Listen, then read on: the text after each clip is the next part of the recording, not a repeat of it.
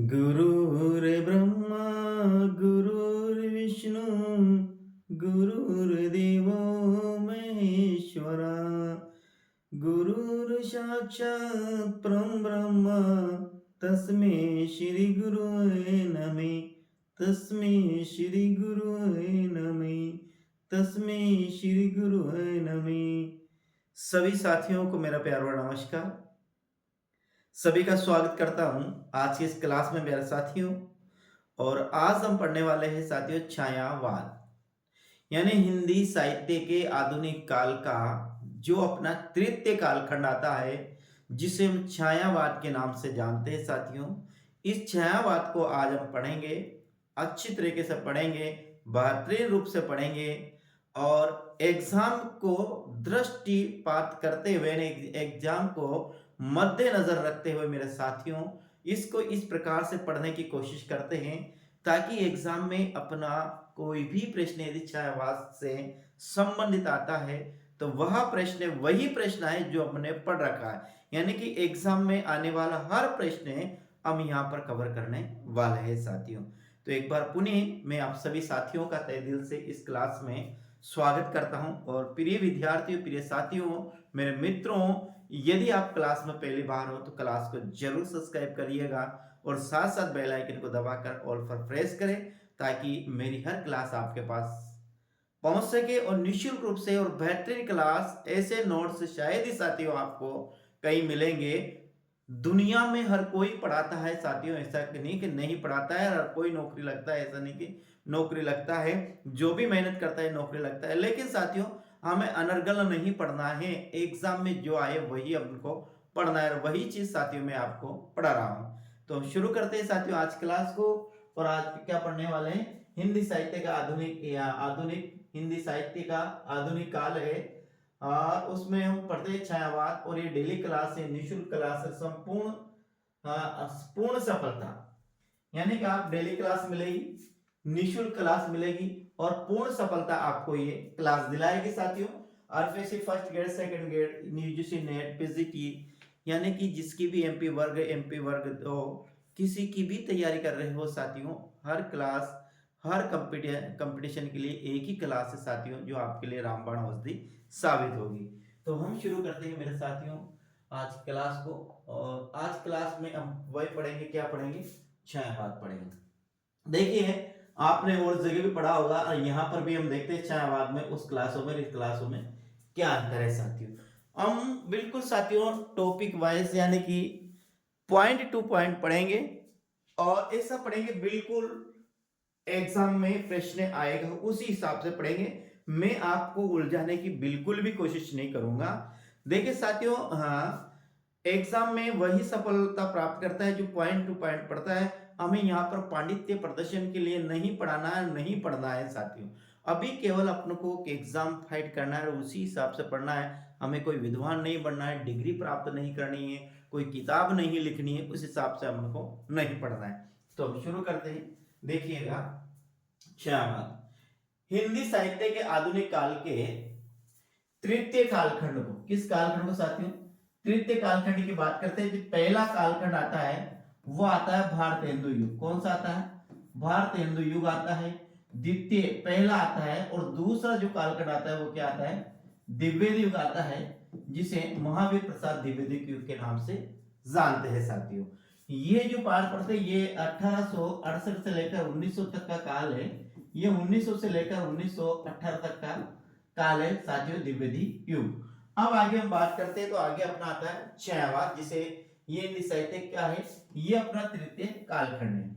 छायावाद शब्द है, छायावाद का प्रवर्तक जयशंकर प्रसाद। ध्यान रखना है, छायावाद का प्रवर्तक पूछ लिया जाए साथियों तो किस है? जयशंकर प्रसाद को छायावाद का प्रवर्तक माना जाता है। वैसे अलग अलग विद्वानों ने छायावाद का जो प्रवर्तक है अलग अलग को माना है, लेकिन यहाँ पर प्रिय साथियों जो सर्वमान्य मतानुसार यदि छायावाद का हम प्रवर्तक मानेंगे तो छायावाद का प्रवर्तक है जयशंकर प्रसाद। छायावाद के नामकरण का श्रेय दिया जाता है साथियों, तो दिया जाता है मुकुटधर पांडे को। यानी कि छायावाद जो नाम दिया, ये जो छायावाद लिखा हुआ है, ये जो नाम दिया ये दिया है साथियों, मुकुटधर पांडे ने ये नाम दिया है। और इसके प्रवर्तक यदि एग्जाम में आता है साथियों, छायावाद का प्रवर्तक कौन है, पंत प्रसाद निराला, तो अपन लिखेंगे प्रसाद। यदि छायावाद जो शब्द है, ये जो छायावाद जो शब्द है, ये जो नाम दिया है ये किसके द्वारा दिया गया है, तो यहाँ पर अपना उत्तर जो प्रसाद नहीं होकर साथियों, अपना उत्तर क्या होगा, यहाँ पर अपना जो उत्तर होगा मुकुटधर पांडे अपना सही आंसर होगा। इसमें प्रवर्तक में और इसके नामकरण में दोनों को आपको ध्यान में रखना है साथियों। आगे बात करते हैं। देखिए, एक पत्रिका प्रकाशित होती है और वो कौन करता है, मुकुटधर पांडे करते हैं। क्या लिखा है कि मुकुटधर पांडे ने 1920 में, कहां से ध्यान रखना, 1920 में जबलपुर से श्री शारदा पत्रिका निकाली थी। ध्यान, इसको ऐसे ही याद करना, बहुत प्रश्न बनेंगे।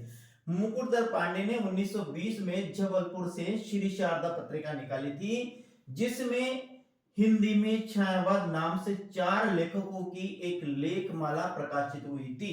ध्यान रखना, कहा, मुकुटधर पांडे ने 1920 में जबलपुर से श्री शारदा पत्रिका निकाली थी। मुकुटधर पांडे ने 1920 में जबलपुर से श्री शारदा पत्रिका निकाली थी, जिसमें हिंदी में छायावाद नाम से 4 लेखकों की एक लेखमाला प्रकाशित हुई थी। किस नाम से हुई थी, छायावाद नाम से, हिंदी में छायावाद साथियों। डॉक्टर नामवर सिंह ने उक्त निबंध को छायावाद पर लिखा गया पहला निबंध माना। किसने, डॉक्टर नामवर सिंह, बहुत प्रसिद्ध नाम है साथियों, नामवर सिंह है। ये डॉक्टर जो नामवर सिंह है, ये नामवर सिंह प्रसिद्ध नाम है, तो ये डॉक्टर नामवर सिंह ने इस हिंदी में छायावाद जो निबंध लिखा गया है, इसे छायावाद पर लिखा गया पहला निबंध माना है। ध्यान रखना, डॉक्टर नामवर सिंह ने उक्त निबंध को छायावाद पर लिखा गया पहला निबंध माना है। डॉक्टर बच्चन सिंह ने छायावाद नाम से एक आलोचनात्मक कृति भी लिखी। अब देखिए, जो छायावाद जो नाम दिया, देखिए प्रश्न किस प्रकार, छायावाद यदि नामकरण का छायावाद नाम दिया, नामकरण का श्रेय तो शायद कौन आएगा, नहीं आएगा शायद मुकुटधर पांडे, कौन आएगा। छायावाद के प्रवर्तक की बात करते हैं साथ, कौन आएगा, प्रसाद जी आएंगे, जयशंकर प्रसाद। यदि छायावाद आलोचनात्मक कृति की बात करते हैं, छायावाद कृति किसने लिखी, तो ये नाम आएगा साथियों डॉक्टर बच्चन सिंह। अब वो एग्जाम में प्रश्न कैसे पूछता है, इसका हमें उसी हिसाब से उत्तर देना है। छायावाद का प्रवर्तक पूछता है तो जयशंकर प्रसाद जी लिखना है। छायावाद नाम का प्रयोग शब्द सबसे पहले किसने किया है, छायावाद नाम किसने दिया, तो उत्तर देना है मुकुटधर पांडे। और छायावाद कृति किसकी है, तो अपन को उत्तर देना है डॉक्टर बच्चन की कृति है। इन तीनों का तीनों प्रकार से अपन को आंसर देना है। आगे हम बात करते हैं, डॉक्टर बच्चन सिंह ने इसे स्वच्छंदतावाद का नाम दिया है। किसे, छायावाद को डॉक्टर बच्चन सिंह ने छायावाद को स्वच्छंदतावाद नाम भी दिया है। तो याद रखना, छायावाद को स्वच्छंदतावाद भी कहा जाता है, ये भी आपको ध्यान रखना है। नाम किसने दिया है स्वच्छंदतावाद छायावाद को, तो ये भी याद रखना है, डॉक्टर बच्चन सिंह ने इसे छायावाद का नाम दिया साथियों। तो ये भी आपको ध्यान में रखना है, पॉइंट टू पॉइंट हर पॉइंट साथियों आपको यहाँ पर अनर्गल कुछ भी नहीं मिलेगा। छायावाद को 2 विश्व युद्धों के मध्य की कविता भी कहा जाता है साथियों। किसको, छायावाद को कहा जाता है कि जो प्रथम युद्ध है साथियों वो 1919 को शायद समाप्त हो गया था, या 1918 को, 1914 से 1918 तक शायद प्रथम विश्व युद्ध चला था। और फिर द्वितीय विश्व युद्ध साथियों चाहे वो 1929 को, वो भी क्या हो गया था, समाप्त हो गया था। हाँ, तो ये 2 विश्व युद्धों के मध्य की भूमिका मानी जाती है साथियों। छायावाद 2 विश्व युद्ध के मध्य की कविता मानी जाती है। प्रसाद कृत झरना जो कब 1918 को प्रकाशित हुआ, को छायावाद की प्रथम कृति माना जाता है। एक और ध्यान रखना, छायावाद की प्रथम कृति किसे माना जाता है, तो जो छायावाद के प्रवर्तक कौन है, जयशंकर प्रसाद जी को छायावाद का प्रवर्तक माना जाता है। तो जयशंकर प्रसाद जी ने ही उनकी कृति झरना जो 1918 में प्रकाशित हुई थी, ये झरना ही जो 1918 में प्रकाशित हुई थी, उसे ही छायावाद की पहली कृति माना जाता है। ये भी आपको ध्यान में रखना है। क्या है, प्रसाद कृत झरना जो 1918 को प्रकाशित हुआ वो छायावाद की प्रथम कृति माना जाता है। यानी प्रसाद कृत झरना 1918 को छायावाद की प्रथम कृति माना जाता है साथियों, तो ये भी आपको ध्यान में रखना है। आगे हम बात करते हैं, यहाँ आता है अगला, देखिए प्रगति लेखक संघ का पहला अधिवेशन प्रेमचंद की अध्यक्षता में 1936 को लखनऊ अधिवेशन में हुआ था। देखिए यहां पर क्या है, प्रगति लेखक संघ का जो पहला अधिवेशन हुआ था वो उसके अध्यक्ष कौन थे? उस पहले अध्यक्ष थे उनके प्रेमचंद जी अध्यक्ष थे। कहां हुआ था? 1936 में हुआ था। कहां हुआ था? लखनऊ में हुआ था। यानी कि प्रगति लेखक संघ का जो पहला अधिवेशन हुआ था वह मुंशी प्रेमचंद की अध्यक्षता में 1936 में लखनऊ अधिवेशन में हुआ था। लखनऊ में हुआ था। ठीक है साथियों, ये लखनऊ में जो अधिवेशन हुआ था 1936 में किसका? प्रगति लेखक संघ का। वो उसके अध्यक्ष तो कौन थे? मुंशी प्रेमचंद जी थे। 1936 में हुआ था। कहां हुआ था? लखनऊ में हुआ था साथियों। आपको इस प्रकार से इसको याद रखना है। जिससे छायावाद का अंत वे प्रगतिवाद का आरंभ माना जाता है साथियों। छायावाद का आरंभ होता है 1918 से, अंत होता है इसका 1936 में।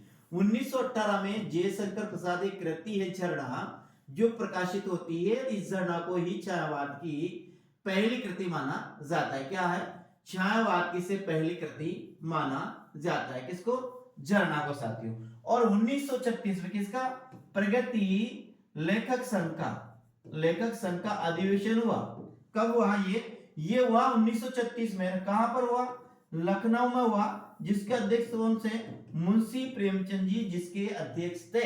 तो ध्यान में रखना है, छायावाद का जो आरंभ होता है 1918 में होता है कि, और इसका अंत होता है साथियों कब होता है? 1936 में इसका अंत होता है। यहाँ पर पहली कृति प्रकाशित होती है झरना जो जयशंकर प्रसाद की है, और यहाँ पर प्रगति लेखक संघ का अधिवेशन होता है। कहां पर? लखनऊ में होता है। कब होता है? ये होता है 1936 में। तो ये छायावाद का आरंभ है 1918 से और इसकी समाप्ति 1936 से है साथियों। अब आगे हम बात करेंगे यहाँ पर छायावाद के प्रवर्तक। देखिए छायावाद का प्रवर्तक है, छायावाद के प्रवर्तक के संबंध में विद्वानों में मत विभिन्न पाया जाता है। यानी कि अलग अलग विद्वान छायावाद का प्रवर्तक अलग अलग मानते हैं, लेकिन यदि सर्वमान्य मत अनुसार देखा जाए तो किसे माना जाएगा, इसके बारे में हम अभी आगे हम चर्चा करने वाले हैं। इसके पहले साथियों आपके फर्स्ट ग्रेड की वैकेंसी आ चुकी है और सेकंड ग्रेड की वैकेंसी शायद बहुत जल्दी ही आपके सामने हो जाए, उपस्थित होने वाली है। मैंने साथियों आपको आदिकाल पढ़ा दिया, भक्ति काल, रीति काल पढ़ा दिया, आधुनिक काल चल रहा है। क्या चल रहा है? आधुनिक काल चल रहा है। और मैंने आपको काव्य शास्त्र भी पढ़ा दिया। अब कुछ बचे हुए कवि है जो वेरी वेरी इंपॉर्टेंट कवि है, उन कवियों को पढ़ेंगे। साथ ही साथ मेरे साथियों अभी भाषा विज्ञान अपने रह रहा, पूरी भाषा रह रही है, इस भाषा को भी अच्छी तरह से पढ़ेंगे। यानी कि हर प्रश्न है, यानी कि भाषा में कोई सा भी प्रश्न है तो वो गलत नहीं जाए, ऐसा ही प्रकार से हम पढ़ेंगे। अभी अपने और भी टॉपिक बाकी है, उन सभी टॉपिकों को हम क्लियर करेंगे। इसके बाद पुनः मैं आपका रिवीजन करूंगा मेरे साथियों। तो देखिए छायावाद के हम प्रवर्तक की बात करते हैं साथियों। तो ये छायावाद का जो प्रवर्तक है जयशंकर प्रसाद है, सुमित्रानंद पंत है। इसके बाद बात करते हैं साथियों, तो यहाँ और नाम आता है, माखनलाल चतुर्वेदी नाम आता है और मैथिली शरण गुप्त भी नाम आता है। अब किस किस ने माना है? जयशंकर की प्रसाद की बात करते थे, इलाचंद जोशी ने साथियों जयशंकर प्रसाद को छायावाद का प्रवर्तक माना है। सुमित्र नंदन को माना है साथियों नंदुलारे वाजपेयी ने। माखनलाल चतुर्वेदी ने माना है प्रभाकर माचवे, माखनलाल चतुर्वेदी को माना है प्रभाकर माचवे ने, और मैथिली शरण गुप्त को माना है साथियों आचार्य रामचंद्र शुक्ल ने। अब देखिए अलग अलग ये चार प्रवर्तक माने जाते हैं, जयशंकर प्रसाद, सुमित्रानंद पंत, माखनलाल चतुर्वेदी और मैथिली शरण गुप्त। साथियों मानने वाले भी अलग है। तो नहीं देखिए जयशंकर प्रसाद को, तो इसको हम करेंगे जेई, क्या यानी जयशंकर प्रसाद को किसने माना है? ई से बनेगा इलाचंद जोशी ने।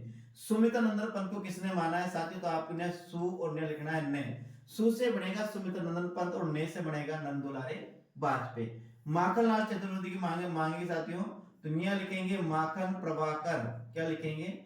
माखन प्रभाकर। तो माखन से तो बनेगा माखनलाल और प्रभाकर से बनेगा प्रभाकर माचवे। इसी प्रकार अन्य लिखेंगे साथियों मैथिली शरण गुप्त, अन्य लिखेंगे मैथिली रामचंद्र, यानी कि मैथिली शरण गुप्त को माना है आचार्य रामचंद्र शुक्ल ने। एक बार पुनः यहाँ अपन देखेंगे जे और ये लिखेंगे ई, जे से बनेगा जे से और ई से बनेगा इलाचंद जोशी।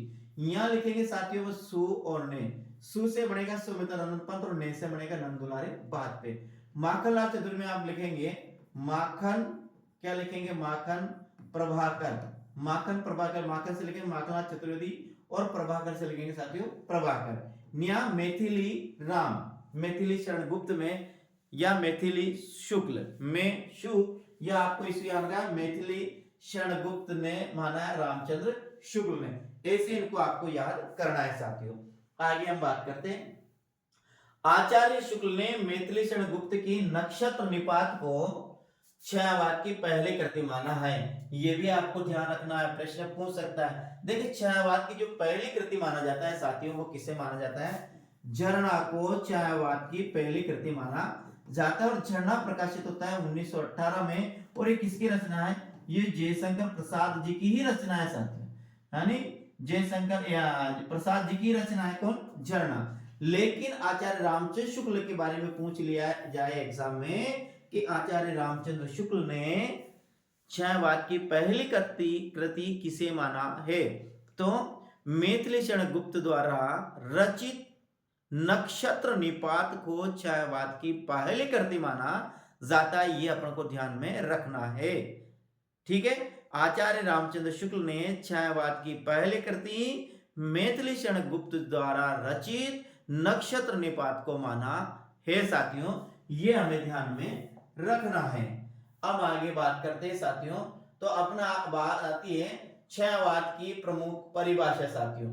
ये छायावाद की प्रमुख परिभाषा है, ये अपन पढ़ेंगे मेरे साथियों कल। आज इतना है, ये कैसा लगा ये मुझे कमेंट के माध्यम जरूर बता कर जाइएगा। और साथ ही साथ साथियों यदि अभी तक आपने चैनल को सब्सक्राइब नहीं किया तो सब्सक्राइब जरूर करिएगा और वीडियो को लाइक और शेयर जरूर करिएगा साथियों।